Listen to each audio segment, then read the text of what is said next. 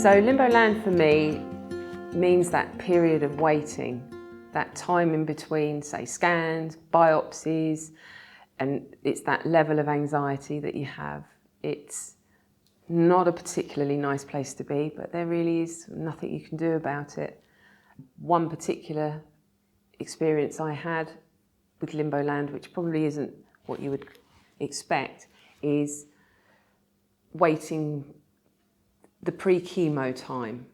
When you go and have your pre-chemo and you are waiting to find out whether or not your results are going to come through, and it's 4 or 5 hours that you're waiting. And for me, that was the one that had the greatest impact on me, because I didn't like the thought of there being a delay, and I would get very worked up and very, very anxious, probably more anxious than I would do waiting for a result.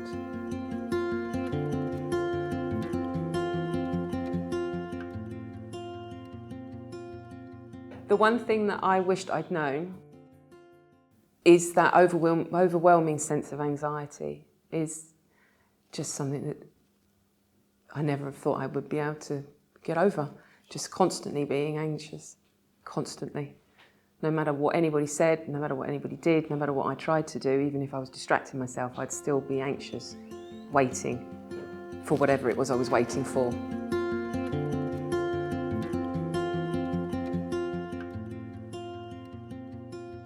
Distract yourself as much as you can. There's nothing better than not trying to think about what might be coming, because you don't know what's coming. There's nothing you can do about it, so just try and distract yourself.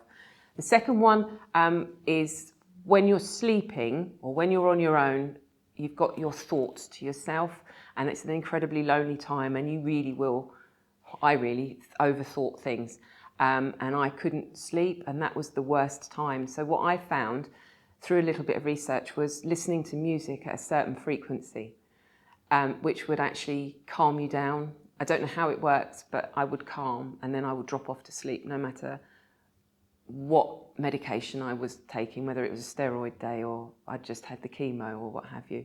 And I think my third tip is also very unusual.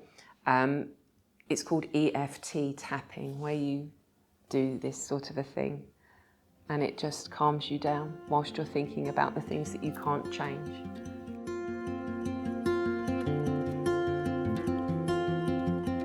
So during my treatment, I had some difficulty with the words that people were using, and this isn't the case for everybody. This is just something to maybe be mindful of, or if you feel similar to me, it's okay. But I didn't like the word journey because I wasn't going anywhere nice. I preferred to use the term treatment plan. I didn't feel like I was battling any cancer because I hadn't chosen to do this. And people would say, oh, you're a warrior in your battle. And I just thought, well, I'm not Boudica, is actually what I would say.